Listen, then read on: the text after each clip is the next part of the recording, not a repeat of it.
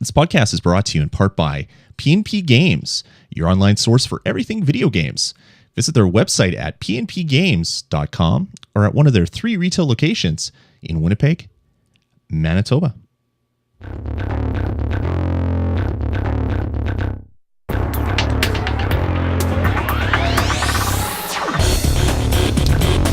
All right, everybody, and welcome to the Touch of Gaming podcast. This is episode number 152, coming to you, we're recording anyway, on Thursday, October 17th, 2013. As always, I'm your host, Lloyd Hannison, and joining me this week, got a special guest. We got a special guest co-host.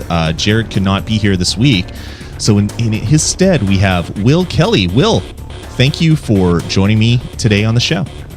Thank you so much for having me, Lloyd. I'm really excited to be here tonight. So we've talked about on the podcast network before that we have a new member of the VG Podcast Network, and it's the first show that I don't host and fiddle the buttons and use the sliders and hit the buttons and stream with the live stuff.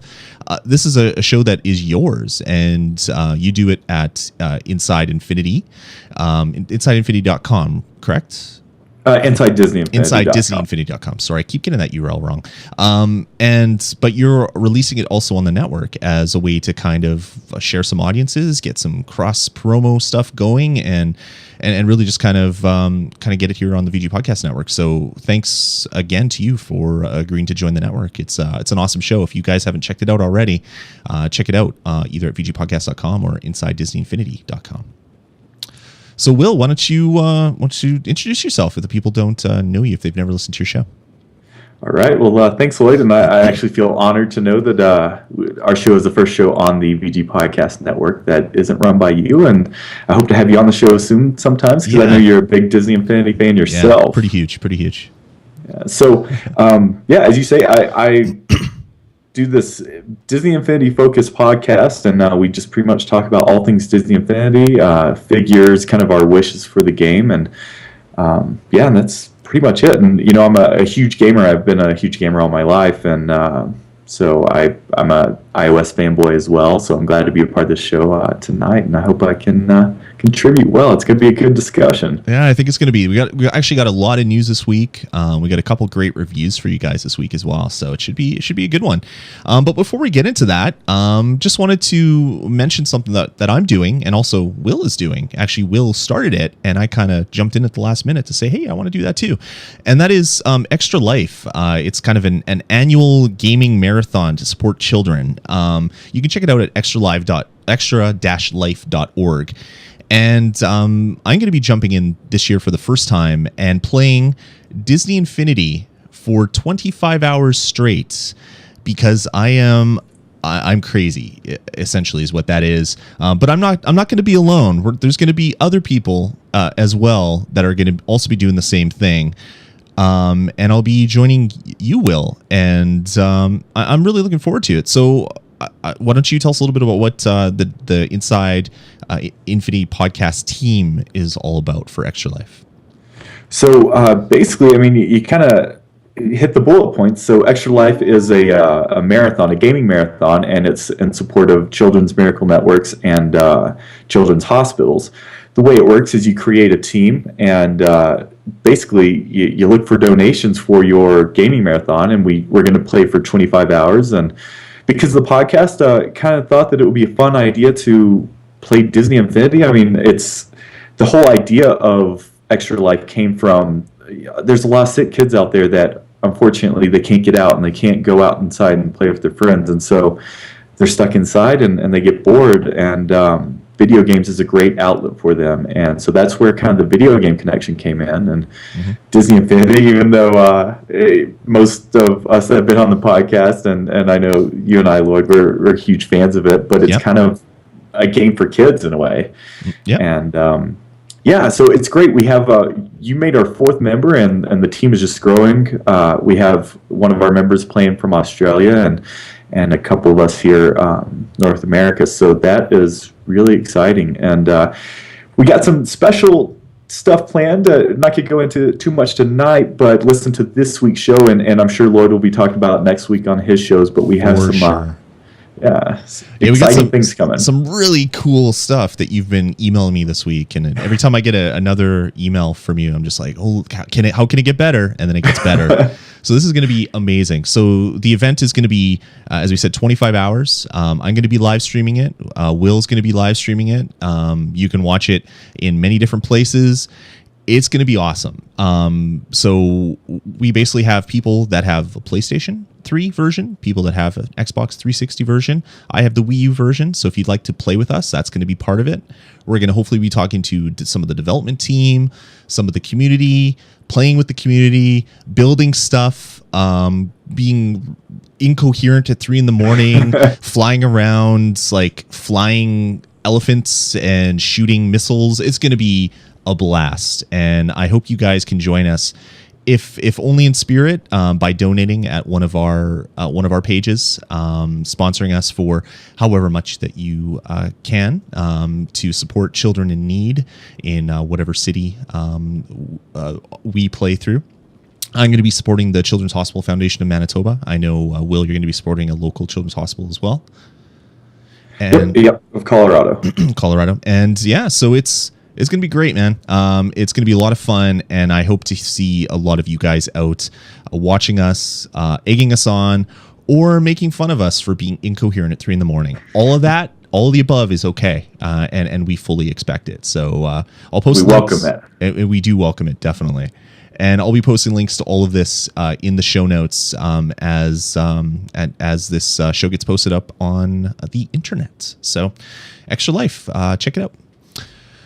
All right, let's get into the rest of the show. What we normally do here, we talk about games we've been playing recently, Will. So I'll let you, since you're the guest, why don't you kick it off with what you've been playing? All right. Well, this week I haven't been playing any new releases, and some might even think I'm behind the curve a little bit. But I gotta tell you, Lloyd, I'm a huge holiday fan just in general. So whenever we get these games that have these holiday releases or this holiday content, I'm a sucker for it. So the games I'm playing right now, the first is Simpsons Tapped Out. They had a new Halloween update this year, and Yep. that one's kind of an interesting one for me, and the reason is because I played it a lot when it first came out, and I even remember playing it a lot last Halloween for that kind of special event that they had, and somehow I lost all my progress, and it was a bummer. I mean, I know you played it some, and so you know how much work and time and energy goes into it, and so I'm like, for the longest time, I'm like, I'm done. I'm not playing anymore. Yeah, I've been there. I've done that. I've been playing. I've actually been playing longer than you probably, because it was soft launched in Canada. So it came out in Canada, and it was supposed to be like a 1-month soft launch, and then it ended up being an exclusive for like 4 months or 6 months or something, because they launched in the US, and then it brought their servers down, and it was unplayable for the first little bit, and then they kind of backed off a little bit. So I've pretty much played this game every day or every few days, or sometimes it's been like every week. I am a huge Simpsons fan, and I've been playing the hell out of the Halloween one. I've unlocked the last of the content that you can unlock. Oh wow! But I'm still playing. I'm tapping those ghosts, popping them all. It's been a lot of fun as well. I don't think we're friends on Origin. We'll have to correct that before the end of the show. Absolutely. Hey, do you think that it seems a little bit more interactive this time around? And I don't necessarily mean. It just seems like there's more stuff going on. Last year, you had to do an action and then wait a lot longer, and now I think it seems like it's a little bit quicker paced. Yeah, it took me forever last year to pop enough zombies to get all the things, and that was with me visiting like all my. I got 100 neighbors so that I could visit them every day and do all that stuff, and TP their trees and all the stuff that you could do back then. I was able to get the 10,000 goo from popping ghosts in like a week without with like not being crazy about it either, like just visiting some friends, but mostly just doing stuff on my own town. So they've made it a little bit easier to do things, and there's a lot more stuff. Like there's a whole bunch of free buildings, which last year would have probably all been premium buildings. There was obviously a lot of the premium stuff as well, because EA's got to make their billions of dollars. But yeah, there's definitely a lot more things to do, and the fact that they have a community set of goals now, community prizes. We've unlocked 3 of the 5 as a community playing the game. That's kind of cool as well. So there's a lot of extra characters, a lot of really cool decorations and buildings and things. So it's definitely much better than what they did last year. I'm actually kind of getting excited for what they're going to do for Christmas this year, because they did a huge thing for Christmas last year. It's probably only going to be better this year. Yeah, I am too, and actually, that's when I lost my progress. So I can't wait to get back in there. Oh no! And I hope but that's okay. I'm back in it. So. I hope you didn't buy anything and then lose all your donuts that you purchased on your Santa's playground or whatever. Fortunately enough, no. I've heard horror stories, but no. Oh, awesome. So yeah, I've been playing some Stepped Out as well. It's a really fun game. Well, and the other game I'm playing, again, it's not necessarily a new release, but it's Disney Infinity Toy Box app. It's appropriate since I do the podcast. But the reason I've been playing it so much more lately is because, and you talked about on your podcast, when they released it initially, it had its issues. It had frame rate issues. It was pretty buggy. And last week they came out with an update, and it is 100 times better. It's playable now, and I have yet to lose anything in the toy box this time around. And it's just a lot more fun because you can move around without it being 5 to 10 frames per second. It actually does the things that you tell it to do, which is usually a good thing when you're playing a video game. Absolutely. Yeah. No, I actually just opened it for the first time today after the new update, and I played one of the new mazes for the community event, and I was like, no way this is going to work. And I actually went through a really complex level with like moving objects and enemies spawning and things shooting at me, and it was playable, where before it would have been 3 frames a second with really, really terrible textures. So they did a really good job.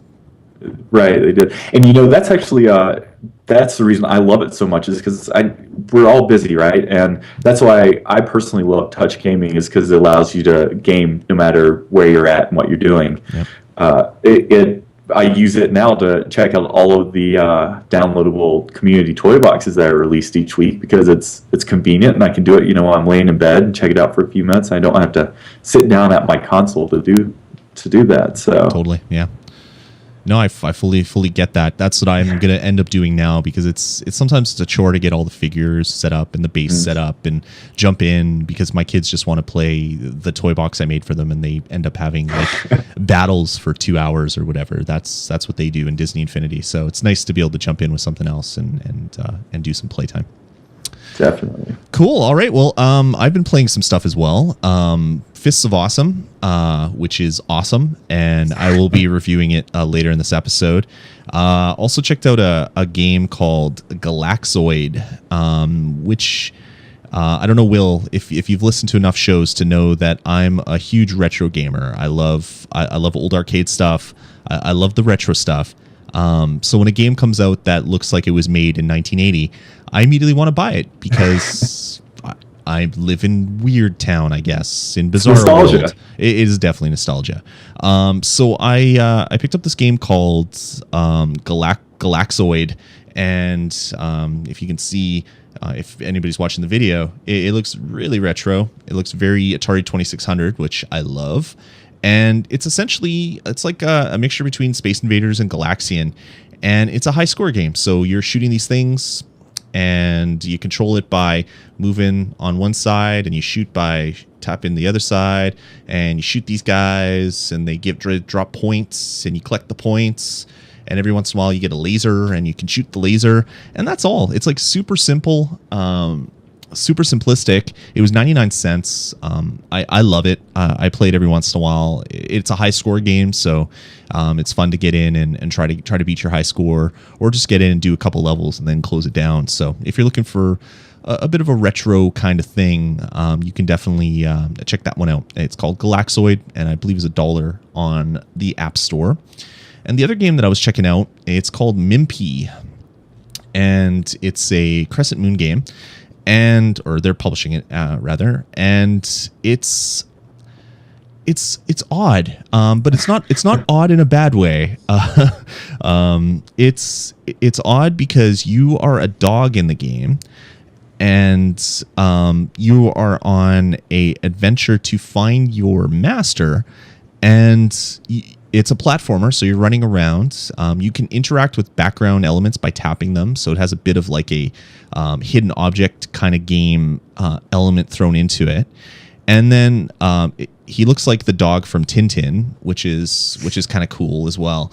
But the game itself is it's really hard not to get glare on every single surface that I have here in my studio. But it's like this really crazy art style that, well, of course, once all the intro levels leave, that is like very kind of simplistic, but yet kind of awesome looking. And you're a dog who is looking for his master, as I said, and it's a platformer, but you can control some of the level stuff with your fingers. So you'll see clouds, and for some reason this dog can jump on clouds. And when you see a cloud, you can move it with your finger. So it's a platformer / puzzle game. And then as you get further in the game, more and more puzzles happen. As I said, it's interactive by touch, so you can touch a picture and it might fall off the wall and a bone comes out. If you collect 3 bones, you get a hint. Then you use those hints to help you get past some of the more obscure puzzles that they have in the game. I've been messing around with it for the last little while. It's $1.99. I'm going to be checking out a little bit more. I'm not quite sure what I think of it yet. I'm enjoying it, but I'm tentatively enjoying it because I don't know if this is all there is or if there's more to it. So if you're looking for kind of a puzzler platformer kind of weird but awesome game, you might want to check out Mimpi, Mimpi. It's interesting. It's getting some really good reviews as well, so I'm not too concerned as I was when I first started playing it, but it looks like a really interesting title, so do check it out. Now, is Mimpi, is that the dog's name? Or I guess so.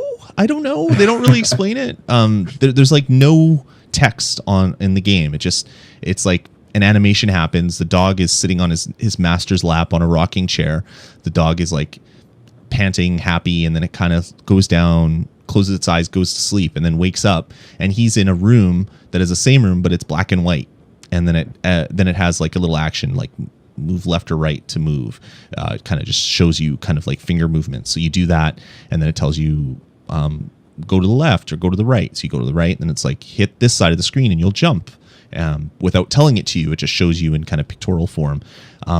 So I don't really know too much more about it. And there's these weird alien looking creatures. So it must be some sort of dream world. I guess dogs dream of alien creatures that are plants, I guess. I don't know.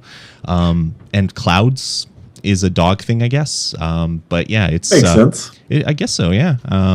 But yeah, Mimpi. It's weird, but I'm finding it kind of intriguing, and I want to know more. Well, that's the great thing about touch gaming is that the weird, unique ideas are oftentimes the best, and they're possible on these devices. So, and the best part is it cost me $2, not $59.99. So if it's weird and I don't like it, it's like that's not even half of a latte from Starbucks. I'm ahead of the game here. Cool. All right. Well, let's move into the rest of the show. Let's get into our news. Got some interesting releases this week. This news item came out like yesterday or 2 days ago, and then the game actually came out like right after. And that was the Batman Arkham Origins free-to-play brawler was coming out to iOS, and apparently this story came out. It was announced at Comic-Con, and then like days later, the actual game came out, and sure enough, it is free. And similar to the Injustice game that came out, it links to the console version. So if you buy the new Batman Arkham Origins game, there'll be a way that you can connect from the iOS version to the console version to do something. I'm not sure exactly what yet. Most likely it's going to be upgrade characters and get different abilities. But I don't know. I don't know if you've played a lot of these, Will, but these kind of, I guess, companion apps.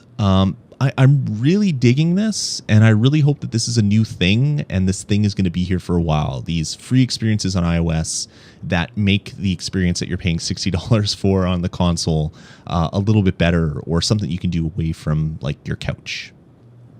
Yeah, definitely. I know you've been playing lots of GTA 5, and I love the iFruit app. And even though the games in there were pretty simplistic, Sure. just being able to connect to that world while you're away and interact. But like you said, it's kind of that cross. You do something in the console version, it shows up on the touch side, or vice versa. It's awesome. And yeah, it's a great trend that they're doing. And with next gen having those second screen experiences. Second screen stuff, yeah.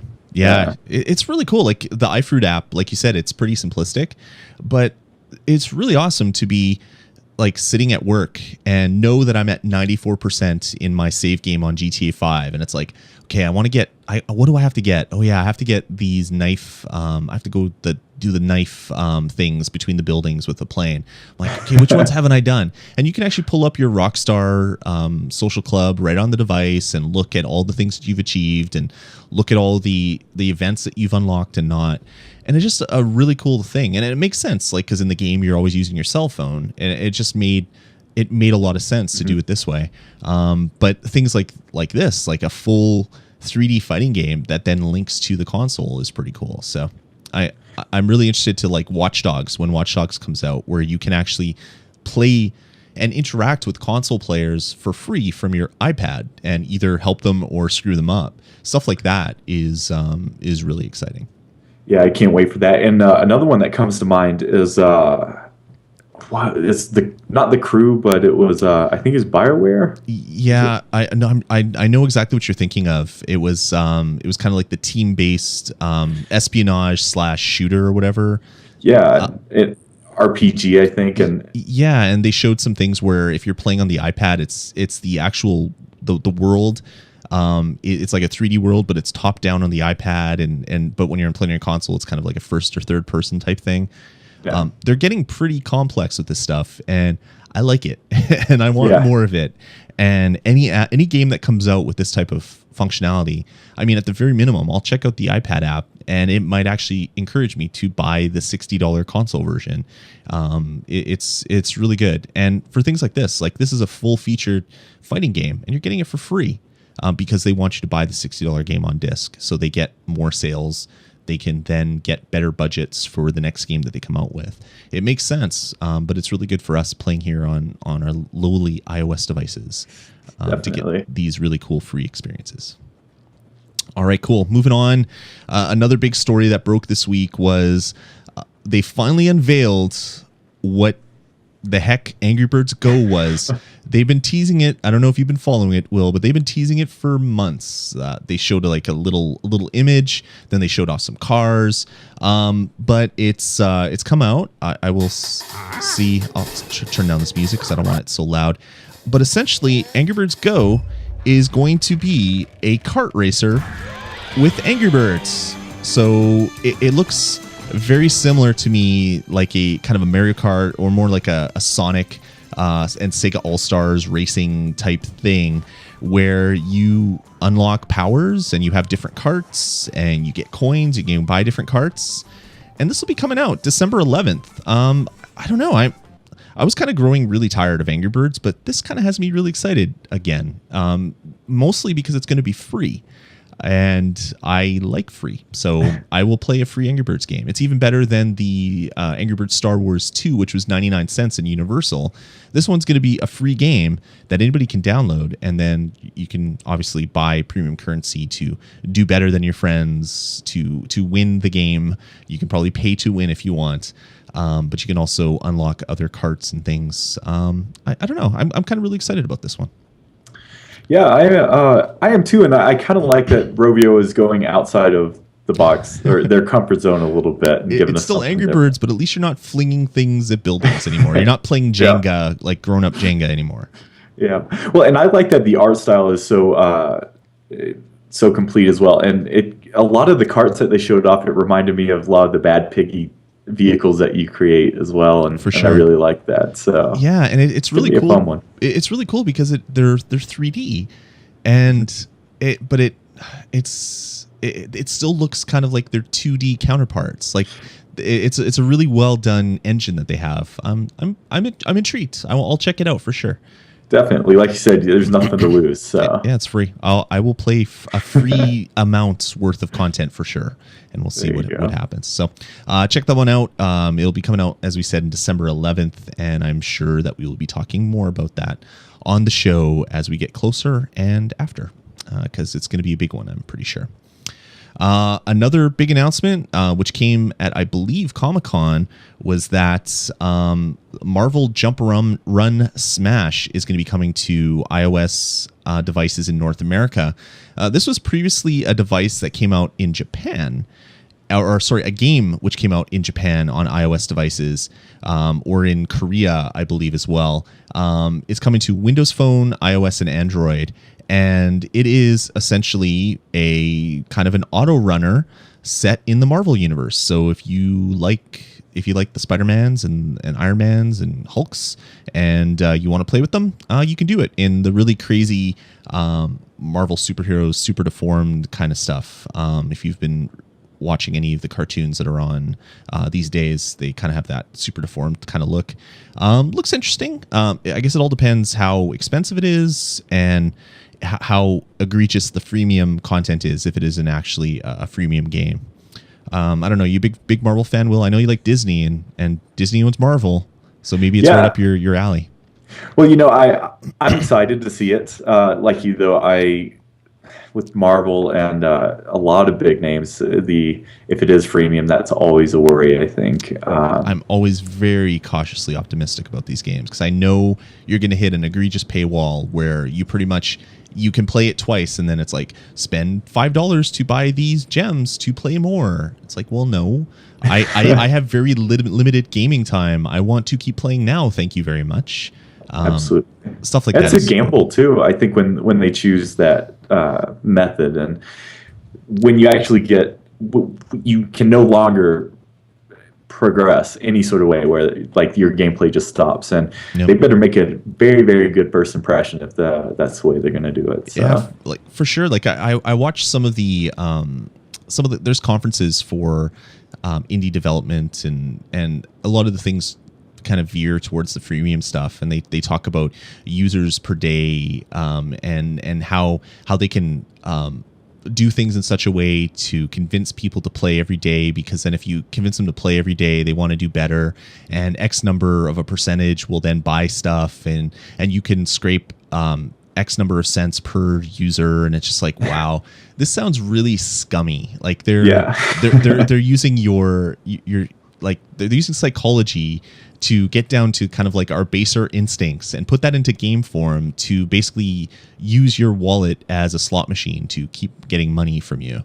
I don't like that, but at the same time, I kind of like free stuff as well. And I play Simpsons, and that's a freemium thing, but it doesn't have those crazy paywalls. It just has really cool stuff that you have to buy with real money. And if you don't, you don't have it, but it's cool to see if you do have it, I guess. And if you don't, you can still play. Exactly. Yeah, it's not going to stop you from, it's like, oh no, please insert $5 here to continue. That never happens in those types of games. Yeah. So yeah, I'm cautiously optimistic. It's supposed to be coming really soon. I was surprised. I thought it was going to be out this week, but it didn't actually hit. So it might be one of those stealth releases where it'll just happen like Monday, Tuesday, Wednesday, not the normal Thursday release schedule. But it should be out within the next couple of weeks, I would assume, because it's already out in other parts of the world. So there's no reason for it not to. Cool. All right, moving on. Our next story is about another thing that's near and dear to my heart, which is more retro gaming. And this is the ColecoVision. I love the ColecoVision, one of my favorite consoles of all time. The crew that got together to come out with the Vectrex Regeneration, which was a really cool collection of Vectrex games that was released. They've put together a Kickstarter. If I can actually click properly now that my browser isn't working. The Kickstarter, it's not loading. I did something for my browser to stop working. Okay, there we go. the Kickstarter, they want to raise $250,000 in the next 3 weeks. They've only raised just north of 6,000.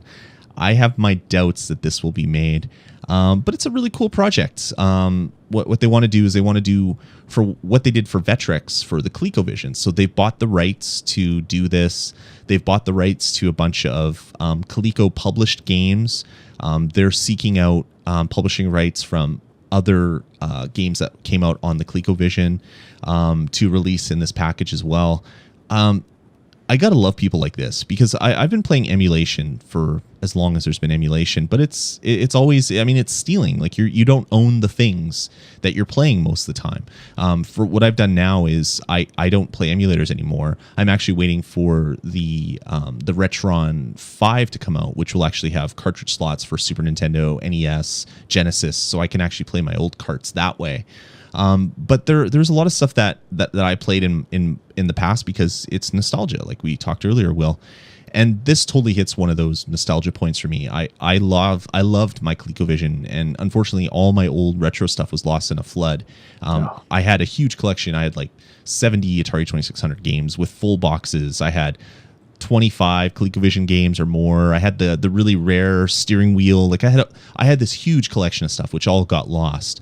And ever since then, like I want to keep playing it. I want to go out and buy it, but it's really expensive, and it's really hard to convince your wife that I just spent $70 on a cartridge from 1987. And she's like, "What?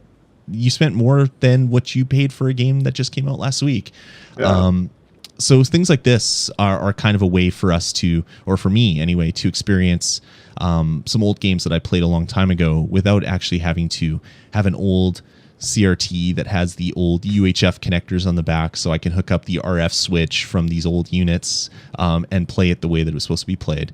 The Kickstarter has games such as Space Fury, Zaxxon, Jumpman Jr., Bump and Jump, Montezuma's Revenge, some of the really like big sellers on ColecoVision. So they got the rights to a lot of really good stuff, and they want to raise $250,000, which seems a little out of reach at this point, which is really, really sad. Hopefully it comes to market anyway, even if they don't succeed at this Kickstarter, because I want to play it. I will buy it for $10 first day that it comes out, guaranteed.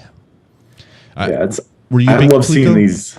You know, unfortunately, no, I never had one and no personal experience with them. So that's why I would love to see something like this, because I do love retro games. The second the Atari Arcade app came out, it was an instant purchase for me, and this would be the same. And I don't know about you, but I would love for it to work with my iCade because it's just perfect for that. And it's right here, and I don't play with it very much because it doesn't work with much new things. Yeah, I'd love to do more stuff on my iCade, definitely, or some of the new devices that are sure to be announced next week on the 22nd when Apple has their new secret announcement, which isn't so secret, where they said we have lots more to cover.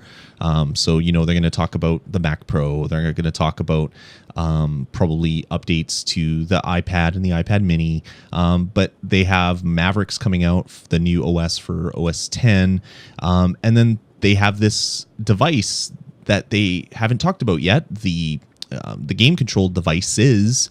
A lot of games are shipping now within the notes. It says supports the Apple control spec, whatever that API is called. I can't remember. So you know that it's coming. And some screenshots of what the Logitech device looks like have leaked. So you know that these things are happening. I just want to buy one so that I can play these games. So hopefully we'll find out more next Tuesday. Yeah. I'm waiting for that, because the second that they come out with the physical controller, I don't necessarily think iOS is going to be the console killer, but that gets it a little bit closer, because then I can hook it up to my TV via AirPlay or even through HDMI, and having a physical controller to play some of these games, that's just nirvana right there. Oh, it's great. Like you said, the Atari collection that came out. I mean, it was fun playing it on just the iPad. But then you play it on the iCade, and it's just like, oh my god, this is the best thing ever. Playing like Velociraptor or Velocispider or whatever it was, like those shooting games, it's just like, this is so much better on a physical device. I want to have a something that looks like a PlayStation 3 controller that I could play my iPad, or something that I can slap my iPhone in and then AirPlay it to my television. I mean, that would be the best of both worlds. I can play it on the go, but then I can also play it on my TV if I really want to.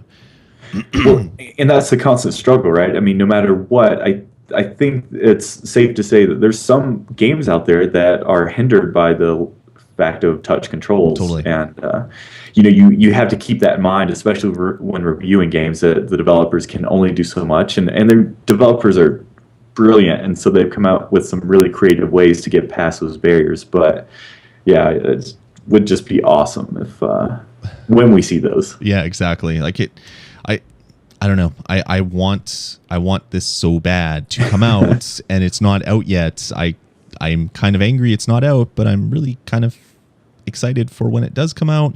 Anyway, we'll know more next week for sure, whether Apple is really going to support this, or if it's just going to be one of those things that they kind of announce and get developers to start supporting, and then they don't follow through on their end. So hopefully that's not the case, though. But we'll definitely see what happens. So, if you want to kickstart a ColecoVision app thing, please go to Kickstarter and check it out. If not, hopefully this app will come to the App Store anyway. All right, last but not least, right before we get into our reviews, just a quick update that those of you that have bought the XCOM Enemy Unknown app on your iPad, they promised early on that there was going to be multiplayer. So you've already gotten a patch that adds the multiplayer in, so that's great. But if you've been waiting for that time before you drop the $20 on this game, the full multiplayer from the console essentially has been added into this app. So now you get essentially what was a $60 console title for $20 on your iPad, which is pretty dang amazing. It's available now. It was on sale for $9.99 for a while. It's back up to $20. Maybe it'll drop down closer to the holidays, but $20 is even a really good price for this. So just kind of a PSA. Multiplayer is out if that's what you're waiting for. Well, and the great thing about that too, it has something that the console doesn't even, or console or PCs doesn't even have. It has asynchronous multiplayer, I think. Yeah, and just the fact that you're controlling it with this huge touch surface is way better than using a controller. It's one of those things where 2K was saying that they were gonna release all of their games on iOS, and everyone's like, yeah, it's gonna be crap, it's gonna be terrible. And then this game came out, and they're like, holy crap, it is like playing the PlayStation 3 or 360 version on my iPad for a third of the price. I don't know. That's good. I hope this continues for sure. Well, I do think that line of quality is just getting ever so blurred, and having AAA titles like this is really good for iOS gaming. Well, if you see what they're doing now with Infinity Blade 3, where like Epic is saying that, there's more polygons in this dragon character than we've ever had in any scene in any of our console games. It's like, holy crap, this little freaking phone is more powerful than my 360 or my PlayStation 3. And if you get the same processor from the iPhone 5S and it's in an iPad or an iPad mini, I mean, you're pretty much going to have something that can outperform graphically what your console can do in the palm of your hands. And of course, there's the next gen consoles that are going to be coming out within a month or two. All of them will be out, and those will be more powerful than that.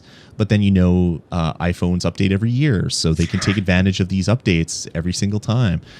It's going to get really interesting in the next couple of years, where you're going to be basically playing a Xbox One or PlayStation 4 quality game in the palm of your hands, maybe with a really awesome controller. And it's going to be interesting for developers. They're going to have a hard time selling the game for $60 on the console and then $10 or $20 on the iPad, and not have people saying, well, how come the iPad version is the same game, but it's a third of the price? It's going to cause for some interesting debate online, I'm sure. I'm looking forward for the Polygon article where they dissect this. It should be a fun read in the next couple of years, I'm sure. Yeah. All right, cool. Well, let's move into the reviews. What do you say? Sounds great. All right. Well, since you're the guest, why don't you kick it off? Or do you want me to go first? I'll leave it up to you. I'll let you go first, just so you can show me the ropes. All right, that's what I thought. So I thought I'd give you that choice. All right, let's get into this. I'm going to be reviewing a game called Fists of Awesome. It's $3.99 on the App Store. A little interesting tidbit: when this game first came out, it launched for free, and I was like, "Holy crap!" I remember this game being talked about forever, and it was Kickstartered and all this other fun stuff. So I downloaded it, and like minutes after I downloaded it, it went back up to $3.99. So I guess it was a bug. So hopefully a lot of you out there were able to cash in on that mistake. If not, it's $3.99 on the App Store. Yeah. Sorry. I wish I could have told you all when it was free and you could have got it for free. But yeah, so Fists of Awesome is retro and awesome looking. So you know I'm going to love this. It's from a really awesome company called I Fight Bears Limited. So you got to love that. And essentially, great name. It is really, really fun. And essentially what it is it's a side-scrolling brawler. You play a lumberjack who got sent back in time, or no, sorry, got thrust into an alternate universe where humans are now the pets and in zoos and eaten for supper. And the dominant species on the planet are bears. And when you wake up, your fist gets really big and starts talking to you. And your fist wants you to realign the timeline and get back to where humans are back in power. I'm not sure what the ulterior motives of your fist are. I haven't gotten to that point yet exactly. I haven't completely finished this game, but I've gotten to a point where I know essentially what it is, and I like what I see. So yeah, you basically take off and you get into a side-scrolling brawler, kind of like an old school dungeon or Double Dragon or Final Fight type thing. So running from left to right and beating people up and making them fall on the ground and stomping on them and throwing them and all that stuff. So the game controls fully with touch. So the left-hand side of the screen is kind of scroll left, right, up and down. And then to attack, you just tap. And you tap as fast as you tap, that's how fast you punch. If you swipe up, you jump. If you swipe down, you stomp. If you swipe left or right, you do kicks in those directions.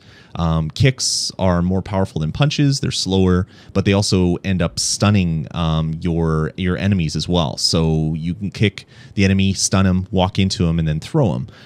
Or you can jump in the air and then tap to do a drop kick. So similar to all the brawlers out there, but a really interesting little touch-based control scheme. And essentially you keep walking, beating up bears and leveling up. Every time that you pass a level, you get to something like this, which I was saving so I could show you on the screen, which is a kind of a level up screen where you can start putting points into your different skills: health, power, speed, and special. And then you continue on to the next stage. You walk left to right, hear some interesting talk from your hand, read some really interesting graffiti on the wall, punch bears, and eventually till you get to the end where you fight a boss, which is usually a big bear. And they'll all wear different costumes, and that's how you know that they're a boss, because they're dressed in a tuxedo or wearing a monocle, as most bosses do wear monocles in this world. And that's essentially it. You're basically scrolling left to right, beating up bears, punching them. The sounds are really kind of bizarre. I'll see if I can turn up my volume without dying. So it sounds like the guy did all the sound effects himself. Here, I'll make him do a special move. Fist. That's his special move sound, is fist. Here, sorry, I got to get out. I'm getting destroyed here. I want to do the dragon punch like thing. Ah, come on, don't die, don't die. I gotta do the sound. That's the best sound in the whole game. Here, I'm gonna turn it up. Here, we'll do it. Okay, no, don't die. Okay, here we go. Oh no, stop it, bear, you evil bear. He does timber because his name is Timber. So he does timber, and that's what he does, his dragon punch. I don't know why I find that so humorous, but I do. And that's essentially what the game is. I've been playing it a lot. I accidentally deleted the game when I was cleaning up some space. So I had to restart my game again and didn't really like that. So I'm not as far as I was, but I'm actually enjoying playing through the game yet again. It is definitely a lot of fun. So you can play just the standard mode and play the main game, or they have a really cool arena mode where the whole part of the arena, or the whole point of the arena rather, is to complete 3 tasks. So I'm on the one that I'm doing right now has 3 tasks, and one of them was get a 5-hit combo, which is really easy to do. Once you do that, it basically gives you a new task to replace that one. And you have a small time limit to complete as many tasks as possible, get as many points as possible, and then compare your scores with your friends. So it's kind of a nice little endless mode that they tacked on to the game. But it's essentially the same game. You're beating deers and bears and various other woodland creatures to a pulp, and then your fist is talking to you. So that's the game. Really retro looking, really awesomely oddly sounding with the sound effects. It sounds like a game that I would have made in the early 90s with really bad voice acting that I would record myself. And I love it for that. It's incredibly awesome. So yeah, that's essentially Fists of Awesome. It's a really odd game, really kind of bizarre and quirky. Controls really well, sounds really great, and looks really great. And it's $3.99 on the App Store. I'm really digging it. I'm going to give it a 4 out of 5. I've had some control issues where because of virtual sticks, sometimes you touch and then you lift your finger up and then touch somewhere else without really noticing, and then you try to move but you can't move because you're on the edge of the screen. The controls just aren't quite there for movement, and there'll be a lot of times when you're punching but different parts of your finger are touching, so it thinks that you're swiping up or swiping down. It just happens every once in a while, and it does get you into a bit of a hard place. So if they can fix the controls, I mean, this would easily get a 5 out of 5 for me. It hits all my buttons: retro, quirky, awesome. And that's Fists of Awesome, $3.99 in the App Store. So 4 out of 5 by me, and definitely do check it out. Sounds fun and interesting. It is fun, it's interesting, and awesome at the same time. All right, so what do you have for us this week, Will? All right, well, this week, keeping with the theme of, like I said earlier, I'm a huge fan of holidays, and this is a game that came out last week. It's called Costume Quest. It was a surprise release, Lloyd and I talked about before the show, and it kind of hit us out of nowhere, and it's great because it's been released on PC and Mac, and then on console. I actually had it on PC, and I really liked the game. I like the art style and kind of the gameplay, but the controls on the PC were actually more difficult than I would have expected them to be. And my immediate thought for a game like this was, I was like, this would be perfect for an iPad game or just a tablet game in general. And I had kept it in the back of my mind, and this came out, I think, 2 or 3 years ago, and I had always just wondered about it and hoped that one day it would show up. And last week, out of nowhere, it did. And I'm really, really enjoying this game. It's a RPG. It has RPG elements in it. And so just to give you a breakdown of kind of what's happening is you get to pick your character. Either you're the brother or the sister, and the opposite gets kidnapped by these monsters that are trying to take all the Halloween candy. It takes place on Halloween. And here, I'll see if you can see that without the glare. Yep. So there you can see that it's actually that's in the neighborhood where a big portion of the beginning part of the game takes place. And the thing I just absolutely fell in love with immediately is that it really just encapsulates that feeling of being a kid at Halloween. So you're the way it works is that your costumes are essentially kind of what your character is in the battle scenes. But then even the quest, you have to go around and actually trick or treat. And who would have ever thought just having that in a game would actually be almost as entertaining as the real deal? And so that's just kind of cool. The way the gameplay takes place is that you walk around and you get these quests.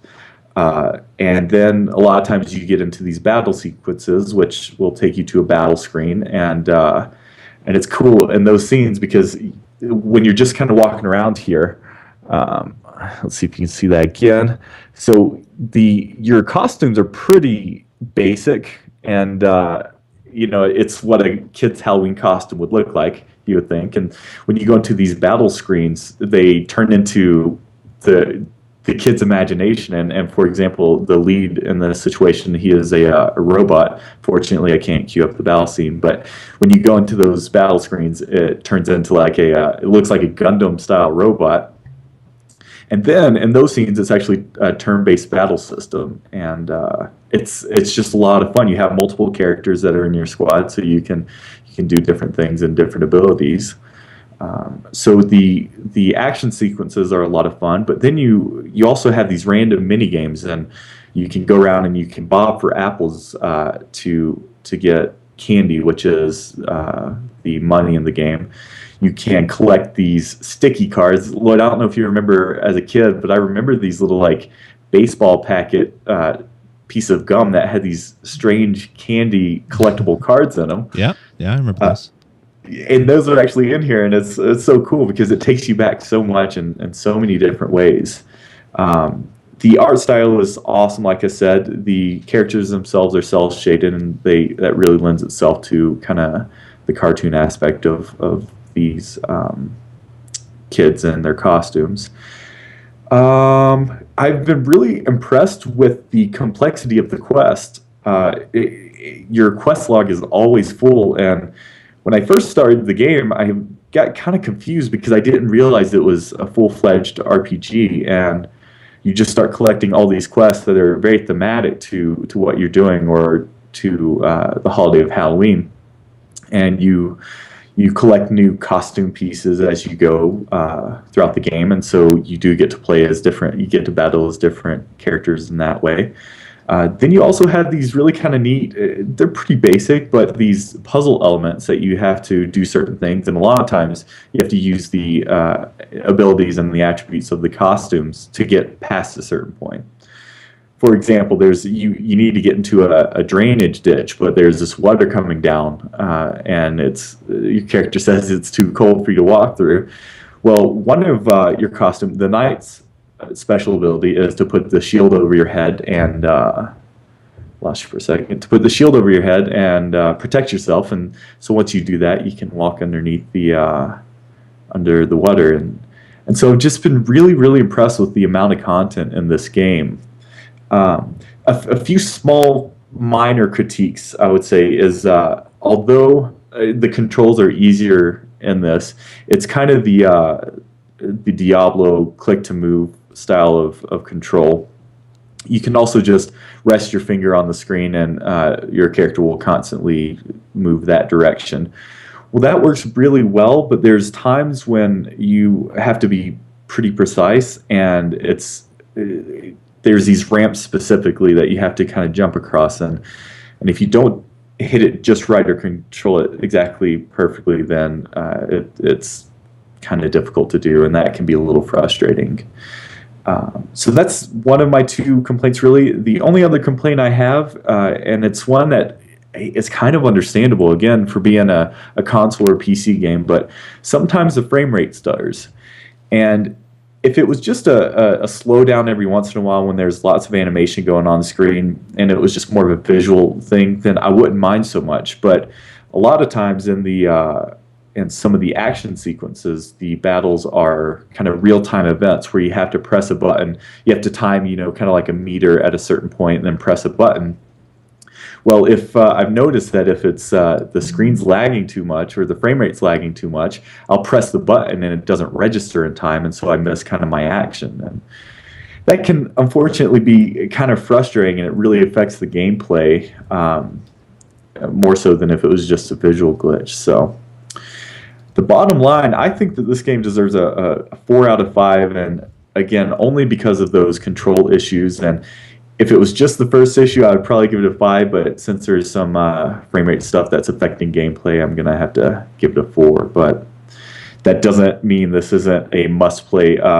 The game is $5 in the App Store, and when the game first came out, I think what they did was they just copied the description from the Steam page, which on the Steam game, I guess it included all DLC. And so when you looked at the description for the game, it said originally it came with all DLC, and they have since changed that because that was a typo, unfortunately. But regardless, $5 is well worth it. It sometimes I got to be pretty confident in a game to just instantly drop $5 on it, and this was a must buy for me. So yeah, really enjoyed it. You guys should check it out, especially since it's Halloween. It is Halloween, and it's a good price. I mean, $5 is a good price for the quality, definitely. Excuse me, for a game that, I mean, it's not the newest game, but is still a really fun title that is available to play. Awesome. Well, thanks, Will. Welcome. Sorry, my volume is cutting out here. At least I think it's my volume. It could just be my headphones. So yeah, that's going to about do it for this episode of the podcast. Will, I wanted to thank you again for coming on and filling in for Jared. Really enjoyed having you. Hopefully we can have you on the show again in the near future. Absolutely. I loved it. Thanks again for having me. Oh, my pleasure. Again, why don't you tell everybody where they can find you? So you can find me, as you saw when I was talking, you can find me on Twitter at ILIAM, and then if you want to listen to the Inside Infinity podcast, that's InsideDisneyInfinity.com, and our show is recorded live every Monday evening, and we're going to be talking more Extra Life stuff in the near future, and yeah, come check us out. Please do. And come watch us make fools of ourselves for 25 hours. It's going to be great. It's going to be really, really, really awesome. And if you want to, you can check out extra-life.org for the official site. But if you want to contribute to either Lloyd or myself, specifically, you can go to InsideDisneyInfinity.com/extra life. We have a landing page, and it has all of our profiles on there that you can just click the donate buttons directly to us. And like Lloyd said, it's going to the Children's Hospital of our choosing. And that's also where we're going to announce some of those special things that we'll be talking about on the coming week shows. So for sure. No, it's going to be great. It's going to be a lot of fun, and hopefully we can raise a lot of money for a lot of needy children out there. Definitely. We're doing pretty good. We're ranked 500 out of 14,000, which isn't bad, and we hope to increase that lead a little bit. That's pretty awesome. I didn't look at the updated numbers. That's pretty damn good. I'm quite excited about that. Awesome. Okay. We love hearing from you guys. We want to hear what you think of the show. Head on over to vgpodcast.com. Let us know what you think. You can email us, which is vgpodcast@gmail.com, or you can call our voicemail line, which is area code 505-VG-PODCAST. We love to read your questions, comments, and voicemails out on the show. So please send them in, and we'll get to them just as soon as we can. Will, again, thanks for joining me. Thank you. And we'll talk to you all in about a week's time. Take it easy.